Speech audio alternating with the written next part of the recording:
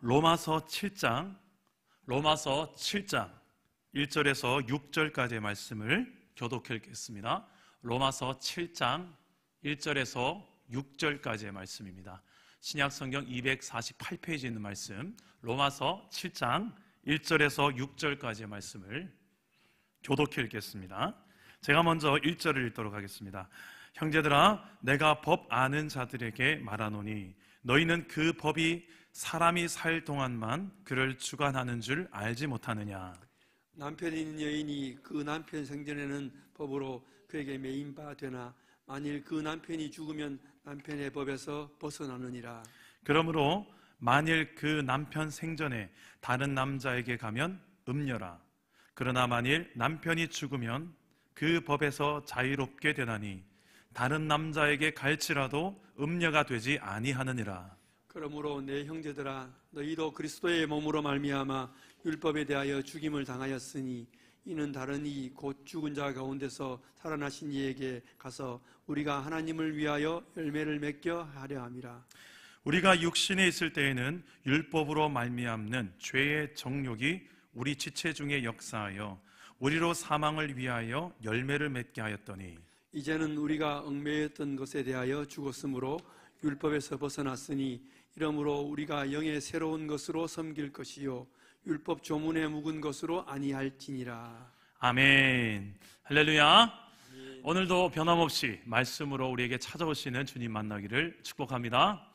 우리는 계속해서 이 복음과 상황이라는 큰 주제를 가지고 오늘은 6번째 로마서 말씀을 살펴보는데요.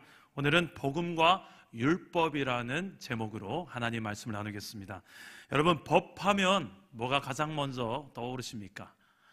어떤 분들은 법하면 두려운 마음이 먼저 드시는 분도 있을 것입니다. 죄가 많아서 그렇겠죠. 어떤 분은 법하면 가장 먼저 안정감을, 편안함을 느끼는 분도 계실 거예요.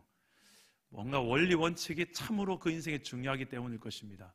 하지만 그 인생 가운데도 뭔지 모르는 법하면 그렇게까지 모든 면에 있어서 자유하지 못한 모습도 있을 거예요. 성경에도 보니까 법이 있습니다. 구약 성경에 보니 하나님께서 이스라엘 백성에게 법을 주셨는데 바로 율법을 주셨어요. 계명과 율법을 주셨는데 이스라엘 백성들이 애굽에서 거의 430년 동안 종노릇하며 노예 생활을 했죠. 그리고 하나님께서는 그 이스라엘 백성들을 건져내셨습니다. 구원하셨습니다. 홍해를 건너가게 하셨고 그 광야 생활 속에서 하나님께서는 이스라엘 백성들에게 법을 주셨는데요. 먼저 십계명을 주시고 또 여러 가지 살아가는 삶의 방식인 율법을 주셨습니다. 이스라엘 백성들은 그 율법을 기준으로 살아가기 시작했어요. 근데 왜 하나님께서 율법을 주셨을까? 율법의 기능은 하나님께서 어떤 분이신지를 잘 드러내 보여줍니다. 하나님이 어떻게 거룩하시고 하나님이 무엇을 좋아하시며 무엇을 싫어하시는지, 그리고 하나님께서 누구를 어떻게 사랑하시는지 율법에 다 담겨져 있습니다. 동시에 이 율법은 뭐가 죄이고 뭐가 의인지를 잘 분별할 수 있도록 하는 죄를 드러내는 기능이 있습니다. 생각해 보십시오. 430여 년 동안 애굽에서, 그 이방 땅 애굽에서 노예 생활을 했던 이스라엘 백성들, 그들의 조상이 아브라함이고 이삭이고 야곱이고 요셉이고 그런 모든 믿음의 족장들, 선진들이 있었다 할지라도 430년이라는 그 세월 속에 얼마나 많은 그들 속에 여호와 중심의 신앙생활들이 잘 지켜지고 실행되었을까?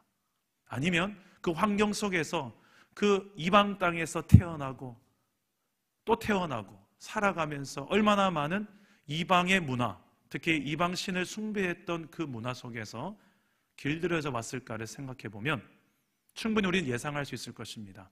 많은 부분들에 있어서 이미 그 땅의 문화에 물들어 있을 것이라고.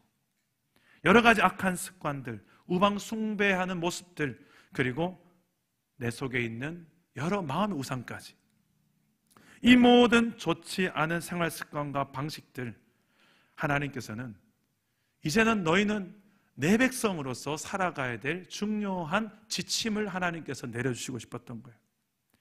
문제는 그 율법을 이스라엘 백성들이 잘 지켰을까요? 그러지 못했습니다. 율법을 몰랐을 때에는 그게 죄인지도 잘 모르고 살았는데 율법 때문에 오히려 더 마음만 무거워졌을 거예요. 처음에 얼마나 당황했겠습니까? 그냥 자연스럽게 살았던 그 시절이 오히려 그리웠을지도 몰라요. 이게 알고 보니 죄였구나. 이웃의 것을 탐하지 말라고 했는데 내 안에 탐하는 마음이 있는 거예요. 그때마다 또 양을 잡고 회개하며 제사를 드립니다. 문제는 그렇게 해서 내 마음 안에 있는 탐심이 해결이 되나요? 또 생기는 거예요. 또 내 안에 탐심이 생겨요. 그리고 하나님께서 주신 그 계명이 걸리는 겁니다. 내 이웃의 소유를 탐하지 말라. 얼마나 마음이 불편했겠습니까? 한 번이면 모르겠는데 또 제사 드리고 또 양 잡고 또 제사 드리고 또 양 잡고, 이 반복하는 생활 속에 그들의 마음 속에 참 많은 율법이 그렇게 편안한 것만은 아니었을 거예요. 거짓말은 어떻습니까? 부모를 공경하라는 계명은 어떻습니까?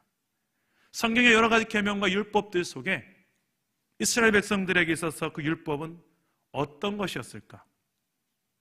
율법을 알면 알수록 하나님이 어떤 분이신지, 어떻게 거룩하신 분이신지를 알게 됨과 동시에 그 거룩성에는 너무나도 미치지 못하는 내가 얼마나 취약한, 죄에 취약한 연약한 죄인인지를 보게 했다는 것입니다.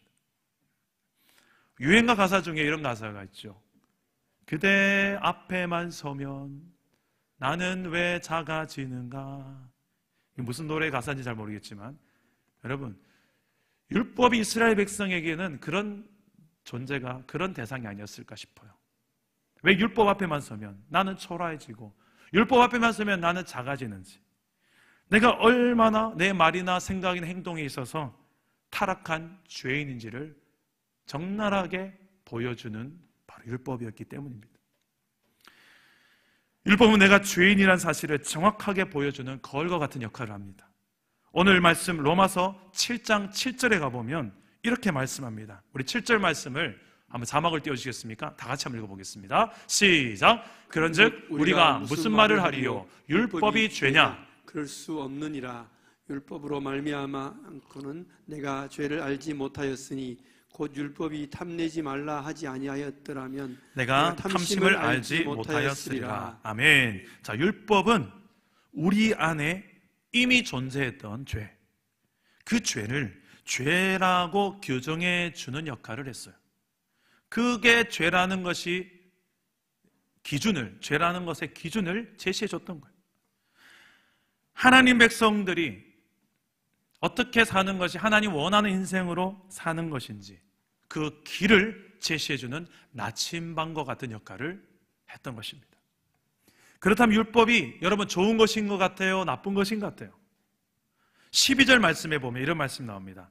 이로 보건대 율법은 거룩하고 계명도 거룩하고 의로우며 선하도다. 자, 율법이 어때요? 나쁘고 악한 것입니까? 아니에요. 오히려 율법은 거룩하고 의롭고 선합니다. 문제는 하나님이 주신 율법의 기준과 요구에 인간이, 죄인이 미치지 못할 뿐이죠. 인간의 죄가 나쁜 거지 율법은 죄가 없습니다. 율법이 나쁜 것이 아닙니다. 율법의 요구를 우리 인간이 온전히 이룰 수 없으니까 예수님께서 이 땅에 오셔서 그 율법의 요구를 다 이루신 거예요. 우리는 그 예수님을 믿기만 하면 됩니다. 이게 복음이죠. 그 율법의 요구를 완전히 이룰 수 있는 분 이 땅에 없기에 하나님이 직접 이 땅에 오셔서 그 율법의 요구를 온전히 이루시고 십자가에 죽으신 그 복음의 내용, 누구든지 그분을 믿기만 하면 죄 사함을 얻고 모든 심판으로부터 구원을 얻게 되는 이 복음, 그분의 의로우심이 나의 의로우심이 되게 하는 이 은혜를 누리게 하는 이 복음. 여러분, 이 의는 내가 율법적으로 완벽해서가 아니에요. 율법으로 말미암는 의가 아닙니다. 오직 나를 위해서 그 모든 율법의 요구를 이루어내신, 완성하신 예수님의 그 의를 우리는 붙드는 그 믿음밖에 없는 거예요. 하나님께서는 그 믿음 보시고 우리를 의롭다 하시기로 작정하신 거예요. 이게 은혜인 줄 믿습니다. 이 은혜로 말미암아 우리는 구원을 누리게 된 거예요. 그렇다면 문제가 있습니다. 이제는 어떻게 해야 될까요? 예수를 믿음으로 우리는 이제 구원받은 백성이 되었습니다. 영적인 이스라엘이 되었어요. 어떻게 우리가 율법을 대하며 살아야 될까요? 이제 예수를 믿음으로 구원받은 저와 여러분들에게 율법은 어떤 것일까요? 어차피 다 지키지 못할 것이니까 율법 무시하면서, 말씀 무시하면서 살아야 될까요? 아니면 어차피 예수님께서 다 이루셨으니까 우리는 이제 율법이 필요 없지요, 혹시 이런 마음을 드신 분 없습니까?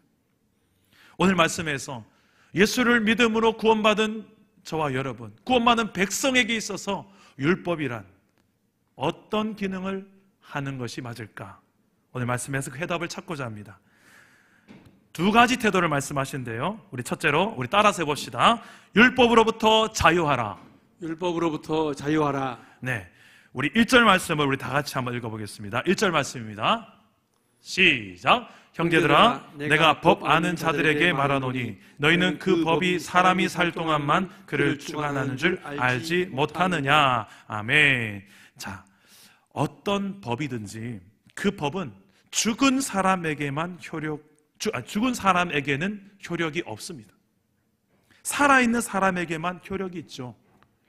여러분, 죽은 사람에게 가서 수갑을 채우는 경찰을 보셨습니까? 병원, 영안실로 옮기든지 아니면 나중에 묘지로 옮기든지 하지 그 죽은 시체에다가 수갑을 채울 필요가 없는 거예요. 우리는 예수를 믿음으로 말미암아 이제 율법의 영향을 받는 이 옛 자아, 옛 사람은 예수와 함께 십자가에 못 박혀 죽었습니다. 나의 옛 자아는 이미 시체가 된 거예요. 이제 내가 육체 가운데 사는 것은 예수의 부활의 생명에 연합된 삶으로 주인이 바뀐 인생을 살게 되었습니다. 할렐루야. 이 사실을 오늘 말씀 2절과 3절에서 남편과 아내에 대한 비유로 말씀하는데, 우리 한번 다 같이 2절과 3절 말씀을 한번 읽어보겠습니다. 2절과 3절 시작. 남편 있는 여인이 그 남편 생전에는 법으로 그에게 매인 바 되나 만일 그 남편이 죽으면 남편의 법에서 벗어나느니라. 그러므로 만일 그 남편 생전에 다른 남자에게 가면 음녀라. 그러나 만일 남편이 죽으면 그 법에서 자유롭게 되나니 다른 남자에게 갈지라도 음녀가 되지 아니하느니라. 자, 무슨 말씀입니까? 남편이 살아있을 때 다른 남자와 만나 살면 음행을 하게 되는 것이지만, 만약 남편이 죽고 난 다음에는 그렇지 않다는 거예요. 이제 다른 남자를 만나 재혼하여도 그것은 음행이 아니라는 거죠. 그렇다면 이 비유는 누가 죽었다는 말인가요? 율법이 죽었단 말입니까? 아니면 내가 죽었단 말입니까? 그렇죠. 내가 죽었다는 거죠. 우리 4절 말씀 보겠습니다. 우리 4절 다 같이 읽어봅시다. 시작. 그러므로 내 형제들아, 너희도 그리스도의 몸으로 말미암아 율법에 대하여 죽임을 당하였으니 이는 다른 곧 죽은 자 가운데서 살아나신 이에게 가서 우리가 하나님을 위하여 열매를 맺게 하려 함이라. 아멘. 자, 누가 죽었다고 합니까? 율법입니까? 아니에요. 어떤 학자들은 율법이 죽었다고 해석하는 분이 있지만 아니에요. 정확하게 보시면 율법에 대하여 내가 죽은 거예요. 율법은 죽을 수가 없습니다. 왜요? 율법은 주님 다시 오실 그때까지 1.1획의 변함도 없이 이 땅에 존재할 것이기 때문입니다. 죽은 것은 바로 내가 죽어야 하는 거예요. 예수 그리스도가 십자가에서 죽은 몸으로 말미암아 율법에 대하여, 예수 그리스도께서 십자가에서 죽으심으로 말미암아서, 여러분, 그 몸 죽으심 말미암아서 율법에 대하여서 우리 몸도 함께 죽게 하신 거예요. 율법이 죽은 게 아닙니다. 율법에 대하여 내가 죽은 겁니다. 복음 안에서 내가 죽은 거예요. 예수와 함께 내가 십자가에서 함께 죽는 연합, 이 연합이 이루어지면 나는 더 이상 이 율법이 어찌 정죄할 수 없는 존재가 되어진 줄 믿습니다. 이게 바로 복음입니다. 하지만 사탄은, 마귀는 오늘도 변함없이 여러 가지 율법적인 그 기준을 가지고 우리를 정죄합니다. 여러분, 사탄도 마귀도 성경을 잘 알아요. 예수님께서 광야에서 시험을 당하실 때에 사단이 어떻게 공격했습니까? 구약 성경 말씀을 인용하면서 공격했어요. 예수님도 성경 말씀으로 받아치지만 또 성경 말씀을 가지고 공격해요.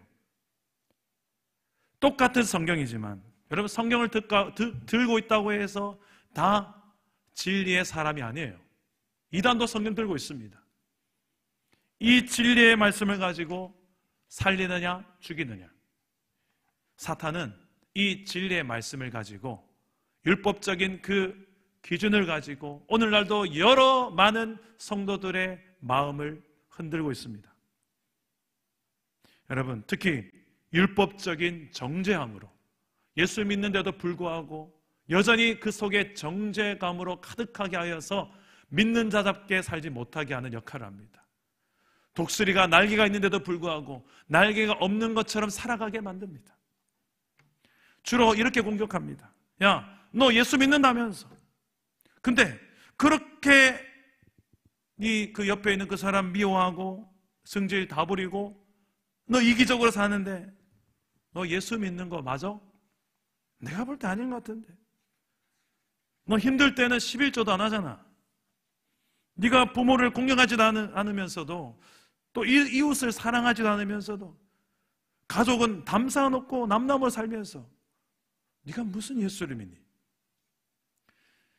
너 같은 사람이 만약에 천국에 간다면 잘 생각해봐. 그게 너 말이 된다고 생각하니? 너 얼마나 네 마음속에 음욕이 많은지 네가 잘 알잖아. 마음의 음욕을 품기만 해도 가늠한 것이라는 말씀 있잖아. 너 가짜야. 너 아무리 해봤자 소망이 없어. 포기해. 얼핏 들으면 다 성경적인 말씀 같은데 성경을 인용해서 하는 말씀이니까요. 그죠? 그런데 이게 하나님께서 우리에게 하시려는 말씀일까요? 아니죠. 이건 사단이 성경을 인용해서 우리를 넘어뜨리는 방법입니다. 마귀 사단이 공격을 통해서 오늘날 믿는 자들의 마음을 얼마나 많이 정죄하고 무기력하게 만드는지 모릅니다. 하지만 복음은 그런 연약한 우리에게 다시 한 번 더 소망을 제시합니다.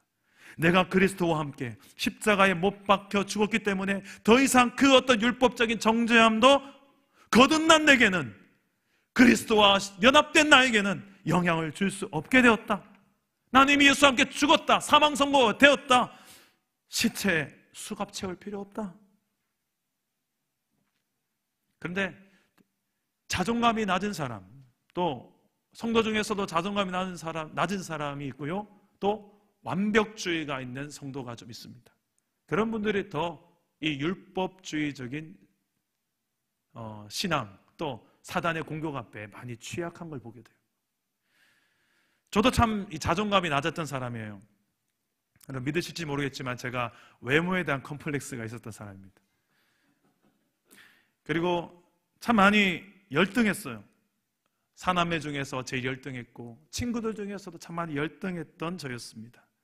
그런 저에게 군생활 속에 주님이 찾아오셔서 인격적으로 주님을 만나고 제 인생 전부를 이제 하나님께 드린 인생으로 살기 시작했는데 정말 세상과 나는 간 것 없고 구속한 주만 보이는 제 청년의 시절이 시작됐어요. 모든 하나님 믿어지고 이제 성경이 믿어지며 내 인생을 하나님 위해 살아가야 되겠다는 확신이 있었습니다. 문제는 그 다음이에요.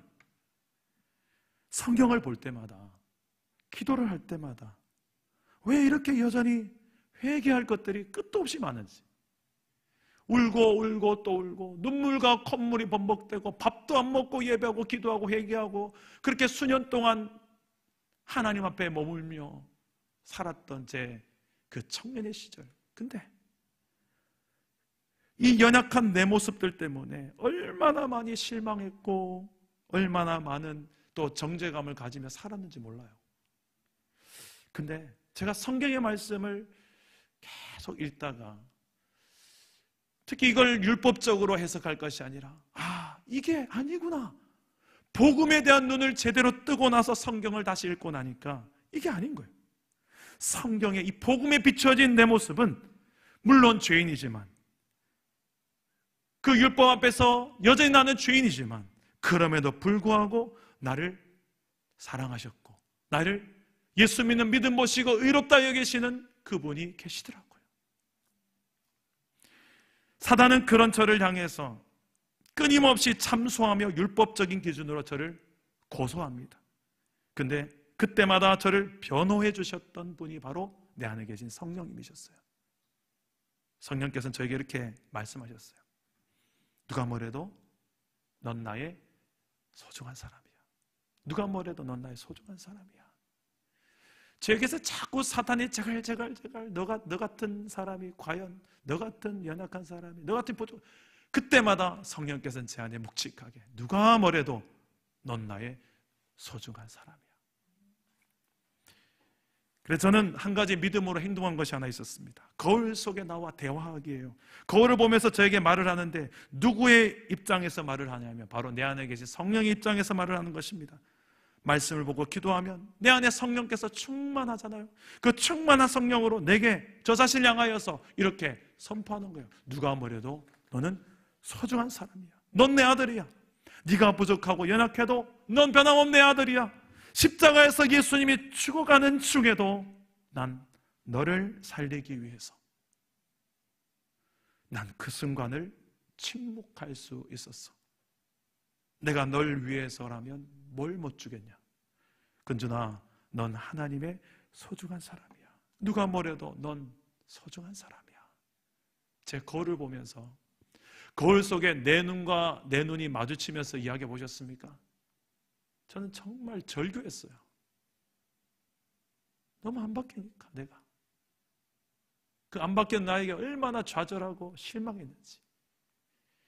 그런데도 불구하고 나를 떠나지 아니하시고 넌 나의 소중한 사람이라고 말씀하시는 분, 우리가 믿는 하나님인 줄 믿습니다. 이게 복음이고요. 저는 저 자신에게 그래서 이런 노래를 만들어 불렀어요. 당신은 소중한 사람, 누가 뭐래도 소중한 사람, 하나님 당신을 위해 포기한 만큼 소중한 사람. 할렐루야. 율법으로는 우리가 의롭다함을 얻기 힘들어요. 하지만 복음으로는 우리가 하나님의 소중한 사람인 줄 믿습니다. 그리고 그 율법으로부터 자유하시기를 바랍니다. 예수를 믿는 순간 나는 예수와 함께 십자가에 죽었음을 믿으시기 바라요. 율법의 요구는 내가 이룰 수 없기에 주님이 대신 다 이루셨습니다. 십자가에서 날 대신해서 죽으셨습니다. 율법은 더 이상 예수와 연합한 나에게 정죄할 수가 없습니다. 여전히 부족하고 연약함이 있더라도 예수의 십자가와 부활을 무효화할 수는 없는 것입니다.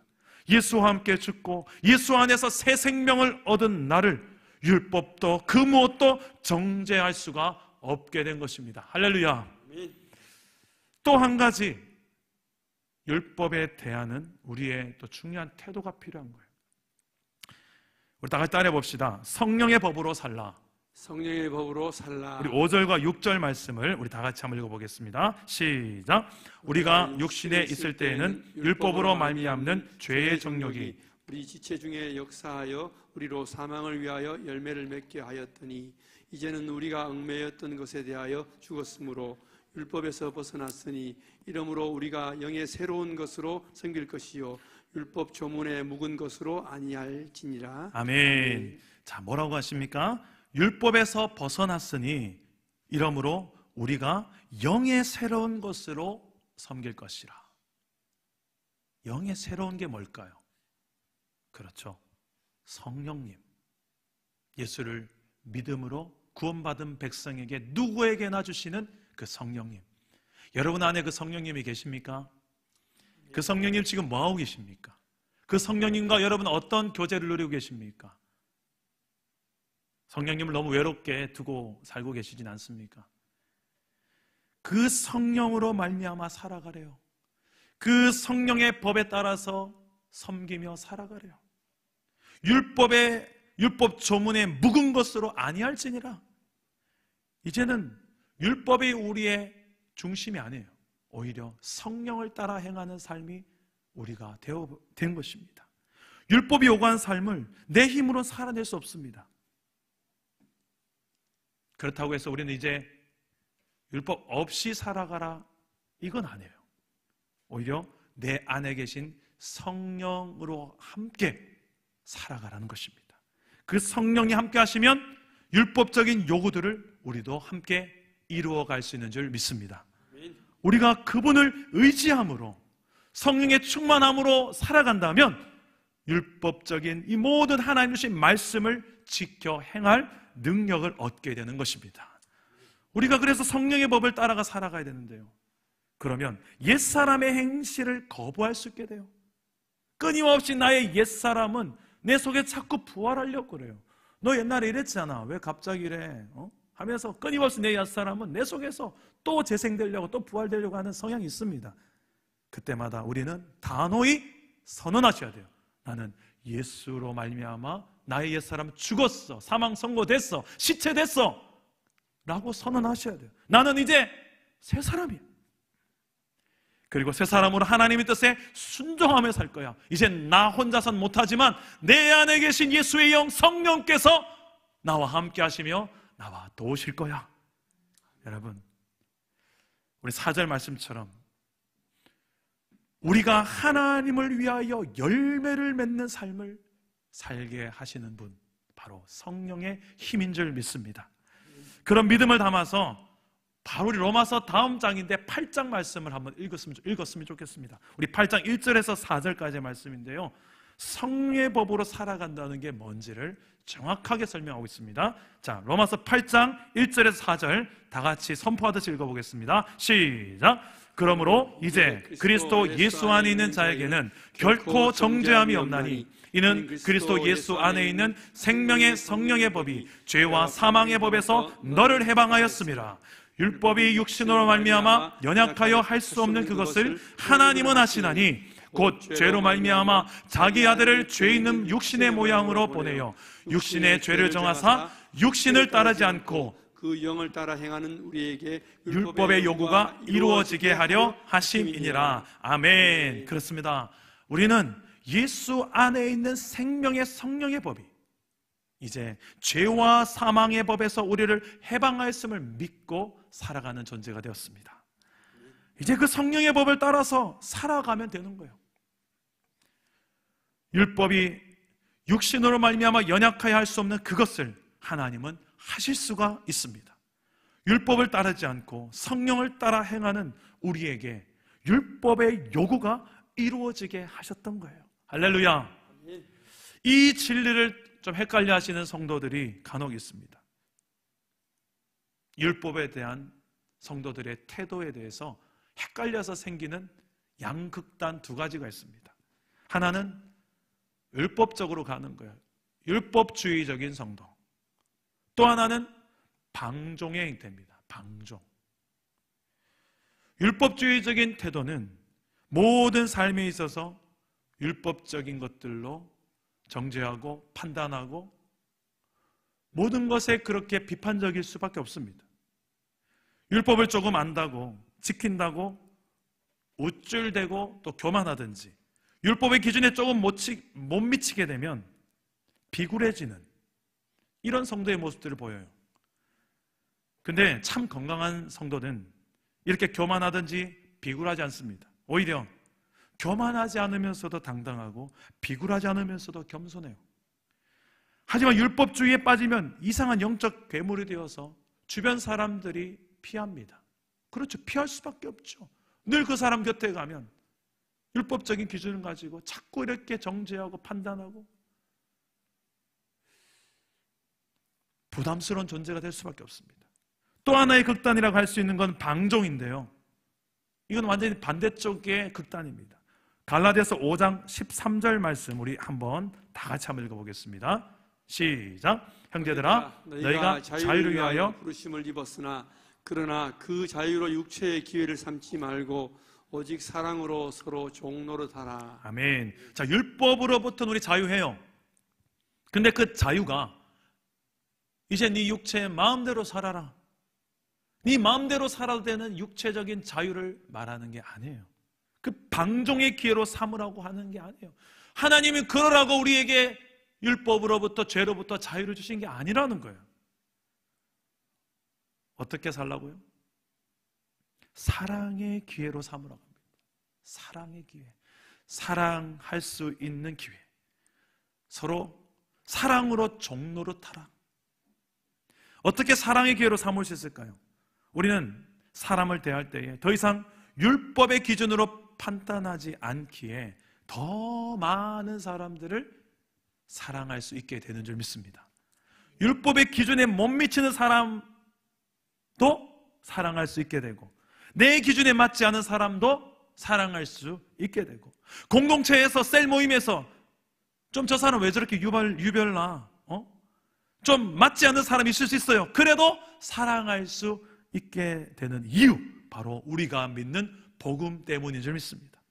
복음은 모든 믿는 자에게 구원을 주시는 하나님의 능력이요, 율법의 기준으로는 사랑할 수 없는 그런 영혼까지도 율법을 넘어 사랑해내게 만드는 그런 능력이 바로 복음인 줄 믿습니다. 우리는 그런 복음 안에서 살아가는 존재들이에요. 만약에 여러분 가정 안에 여전히 율법이 왕노릇하고 있으면 그 가정은 행복할 수가 없습니다. 율법을 넘어 복음이 왕노릇해야 돼요. 율법의 기준으로 보면 서로가 물고 뜯는 구조로 갈 수밖에 없습니다. 복음은 율법의 기준에 미치지 못하는 나를 사랑하시는 하나님의 사랑과 은혜를 보여주니까, 비록 내 가족 중에 여전히 내 기준에 맞지 않고 내 방법과 다르게 살아가는 자식, 배우자, 부모, 그래서 때로는 등지기까지 하는 오늘날의 가정의 모습들이 얼마나 많습니까? 근데 안 믿는 가정이면 그렇다 쳐요. 근데 예수 믿는다고 하면서, 복음을 믿는다고 하면서 가족 중에 오히려 안 믿는 사람보다 더 율법적이고, 더 정죄하고, 더 비판하고, 더 잔소리 많이 하고, 요즘 코로나 때문에 더 가족끼리 많이 대할 텐데, 어떤 분들은 왜 이렇게 가족끼리 있어서 좋다고 하지만, 어떤 분들은 제발 빨리 끝났으면 좋겠다. 왜요? 했더니 이 인간 좀 덜 보려고. 여러분, 하나님께서 지금 여러분 가정에게 힘들지만 그 가운데서도 어떻게 보면 여러 가지 메시지가 있겠지만, 그러므로 이 상황 속에서 여러분 가족 속에 정말 소중한 것들 많이 있잖아요. 그 소중한 것들을 소중하게 여길 수 있는 기회로도 삼으시기를 바랍니다. 여러분, 교회나 직장에도 마찬가지예요. 어떤 공동체를 가보면 그 공동체의 기준 자체가 이거예요. 문제 안 일으키면 잘하는 사람이다. 혼나지 않으면 저 사람 잘하는 사람입니다. 어떤 공동체 기준 자체가 문제 안 일으키고 혼 안 나면 잘하는 그런 공동체, 그 공동체 분위기를 생각해 보세요. 경직되어질 수밖에 없어요. 이게 바로 그 율법주의적인 기준으로 공동체가 세워지면 그럴 수밖에 없습니다. 그 공동체의 기득권을 가진 리더십이 율법주의적인 사고를 가지고 있으면 공동체는 그 수준을 넘어갈 수가 없어요. 세상 기업체는 그럴 수 있습니다. 세상의 공동체 그럴 수 있습니다. 원칙이 중요하기 때문이죠. 그 어떤 것도 규칙을 어기면 용납하지 않는 분위기 필요하죠. 그래야지 질서가 세워지니까. 하지만 원칙만 있을 때, 율법만 있을 때 경직될 수밖에 없고, 혼 안 나는 공동체, 처벌받지 않으면 되는, 그게 최고의 이상적인 기준이 되는 공동체, 얼마나 비참합니까? 예수 믿는 저와 여러분들은, 복음을 믿는 저와 여러분들은 그 정도의 기준으로 산 존재가 아니에요. 교회는 그 본질 자체가 복음으로부터 출발합니다. 복음은 율법의 기준으로 사랑하지 않습니다. 복음은 그 존재 자체를 사랑해버립니다. 죄인이요, 또 부족하고 연약하고 미성숙하고 건강한 인격이 아니라 상처로 얼룩진 상처투성이라고 할지라도 사랑하게 하는 게 복음인 줄 믿습니다.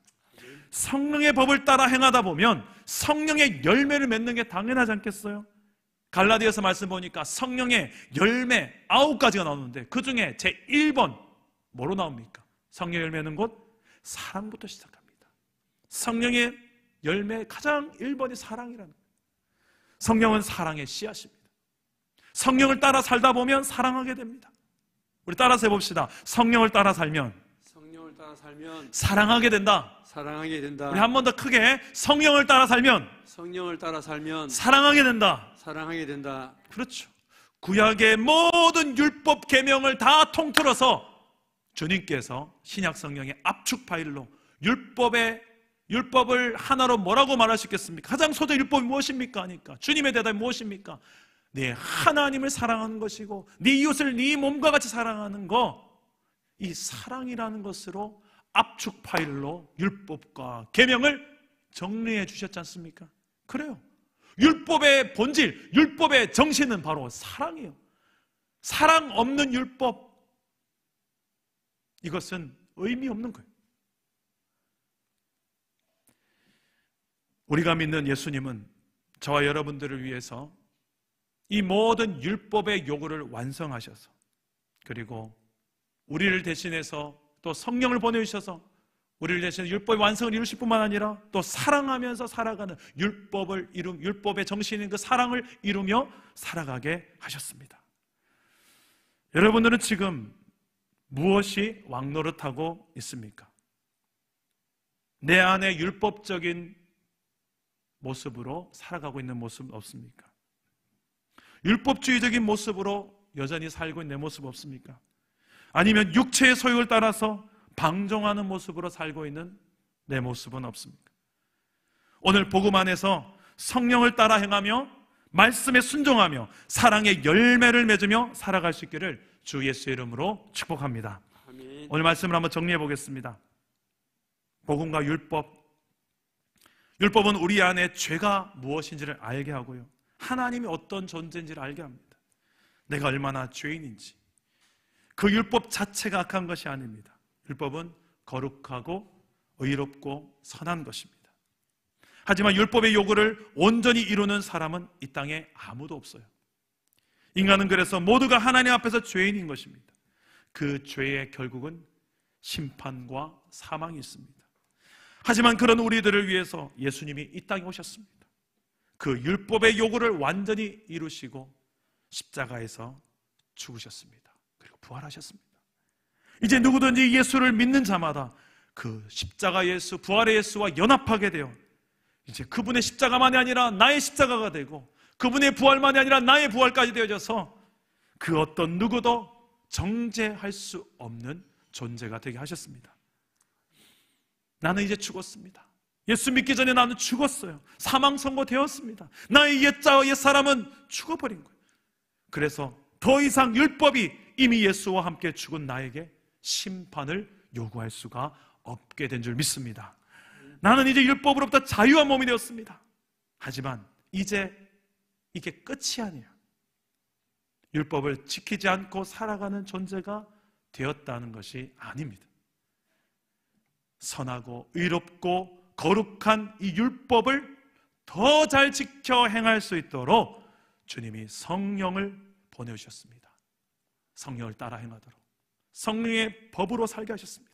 성령의 법을 따라 살게 되면 율법의 요구가 이루어지게 되고 육체적인 방종이나 율법주의자로 살지 않고 오직 사랑으로 서로 종노릇하게 되는 줄 믿습니다. 이게 복음의 능력이에요. 이 사실을 믿음으로 이제는 우리가 복음으로 살아내야 할 숙제가 남았어요. 율법에 매이지 않고 율법으로부터 자유할 수 있기를 축복합니다.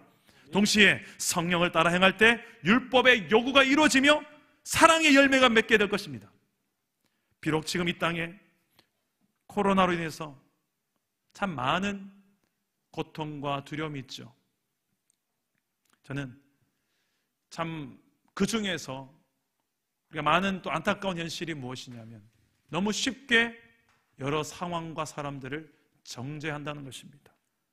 교인들 간에도 정죄하고 교회 간에도 정죄하고 어느 교회는 예배를 드린다 해서 정죄하고 어느 교회는 공예배를 안 드린다 해서 정지하고. 여러분, 지금 이 시기에 우리가 지금 공예배를 쉬면서 또 여러분 가정예배를 대체했던 이 이유가 여러분 우리가 편하자고 하는 것입니까? 이게 믿음이 없는 행위인가요? 이게 죄인가요? 그렇다면 저희는 목숨을 걸고서라도 이 자리에 모여야 될 것입니다. 그게 아니기 때문에 우리가 함께 사회적 책임을 가지고 이 사회와 함께 방역에 동참하며 지역사회와 함께 발맞춰서 가기 위해서 우리는 현재 불편하지만 이렇게 지금 하고 있는 거 아니겠습니까? 그럼에도 불구하고 이 가운데서도 서로 정죄하고 교회 간에 비판하는 모습들이 생기지 않기를 바랍니다. 또 누가 먼저 했느니 나중에는 이것도 중요하지 않아요. 여러분, 가장 중요한 것 우리가 서로 사랑하는 것이 좀 있습니다. 더 피차 사랑하고 그리스도 예수 안에서 또 복음 안에서 성령을 따라 성령의 법을 따라서 서로 사랑의 종로로 타는 이번 한 주간 될 수 있기를 주 예수 이름으로 축복합니다. 우리 다 같이 우리 말씀을 생각하면서 우리 함께 찬양하고 기도하겠습니다. 6월절 어린 양의 피로 나의 삶의 문이 열렸음을 선포합시다. 6월절 어린 양의 피로 나의 삶의 문이 열렸네. 저 어둠의 권세는 힘이 없네. 주 보혈의 능력으로 원수가 날 정죄할 때 이렇게 설 수 있네. 난 더 이상 정죄함 없네. 난 주 보혈 아래 있네. 난 주 보혈 아래 있네. 그 피로 내 죄 사했네. 하나님의 긍휼 날 거룩해 하시었네. 난 주 보혈 아래 있네. 난 원수의 어떠한 공격에도 더 이상 넘어지지 않네. 난 주 보혈 아래 있네. 6월절 어린 양 6월절 어린 양의 피로 나의 삶의 문이 열렸네. 저 어둠의 권세는 주 보혈의 능력으로 원수가 날 정죄할 때에도 난 의롭게 설 수. 아멘이십니까? 난 더 이상 정죄함 없. 나 주 보혈 아래 있네. 나 주 보혈 아래 있네. 그 피로 내 죄 사했네. 하나님의 긍휼 날 거룩해 하시었네. 난 주 보혈 아래 있네. 난 원수의 어떠한 공격에도 더 이상 넘어지지 않네. 우리 한 번 더 믿음의 손을 들고 선포해 봅시다.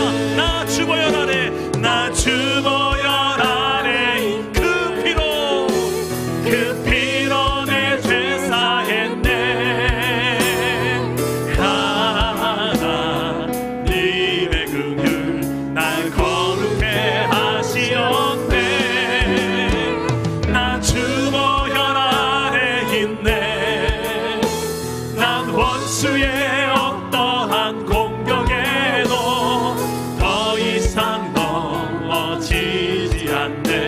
난 주 보혈 아래 있네.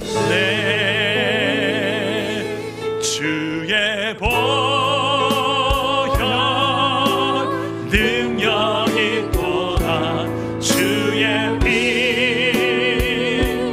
믿으오. 주의 보혈 그 어린 양의 매우기 주 앞이. 주의 보혈 능력의 보혈을 의지합니다. 주의 보혈 능력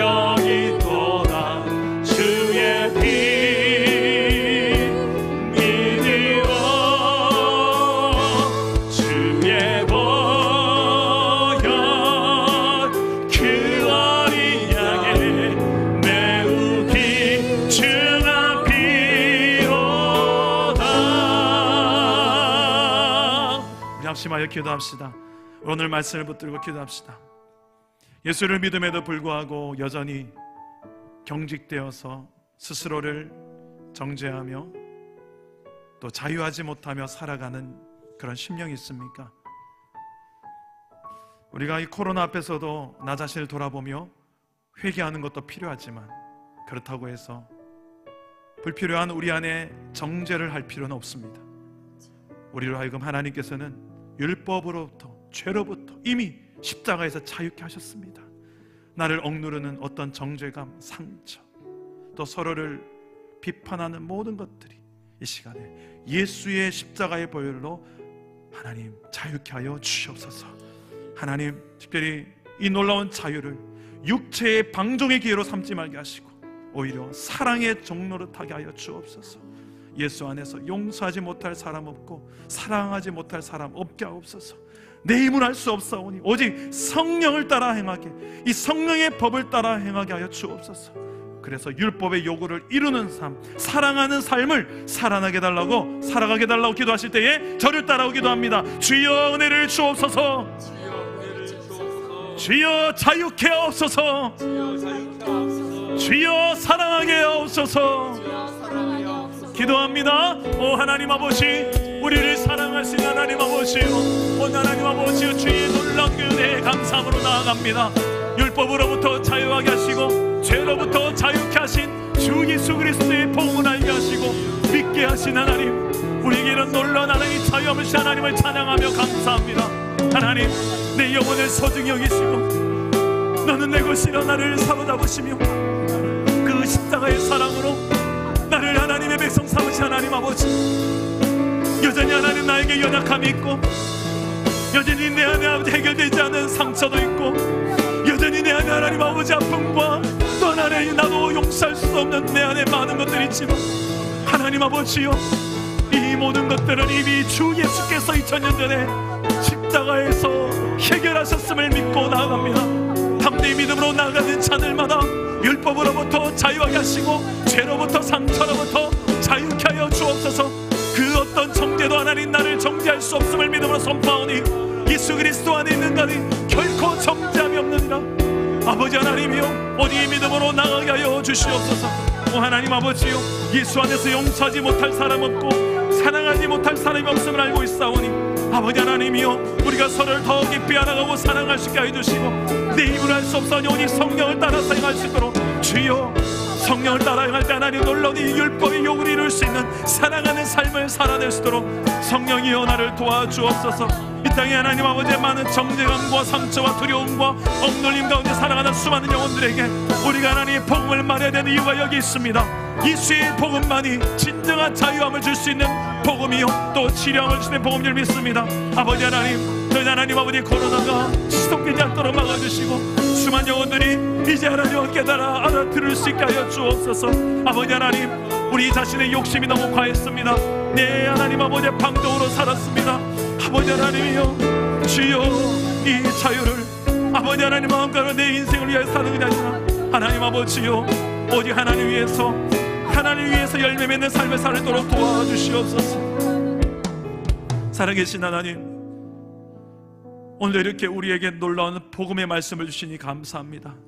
이미 우리를 십자가 그 예수의 보혈로 말미암아 우리의 죄를 사해 주실 뿐만 아니라 우리를 그리스도와 연합하게 하시고, 하나님 이젠 더 이상 죄와 율법의 기준으로 우리를 정죄할 수 없는 존재로 거듭나게 하시니 감사함을 드립니다. 우리의 어떤 정죄감, 상처, 억눌림들, 이 모든 것들로부터 예수의 이름으로 자유케 하여 주시옵소서. 내 힘으로 용서하지 못할 사람 없고 사랑하지 못할 사람이 없음을 믿습니다. 예수의 이름으로 모든 것들을 아버지요, 우리가 용서하고 또 자유케 하여 주시옵소서. 하나님께서 성령을 주셨사오니 우리의 성령의 법에 의지하여서 내 힘으로 할 수 없는 것, 성령의 힘으로 이 모든 율법의 요구들을 이룰 수 있도록, 특히 사랑하는 삶을 살아낼 수 있도록 도와주시옵소서. 이 한 주간 이 코로나가 더 이상 확산되지 않도록 주님 막아주시고, 이제 정말 하나님, 우리 육체의 욕심대로 방종하여 살았던 인간의 욕심으로 살지 않고 자연도 돌아볼 수 있게 하시고 서로의 소중함을 보며 또 배려할 수 있게 해주시고 더 이상 정죄하지 않고 더 사랑할 수 있는 조건들을, 이유들을 찾아내는 우리의 일상들이 회복되게 하여 주시옵소서. 하나님께서 그렇게 우리 안에 함께 하시고 역사하실 줄 믿사옵고 예수님의 이름으로 기도드립니다. 아멘.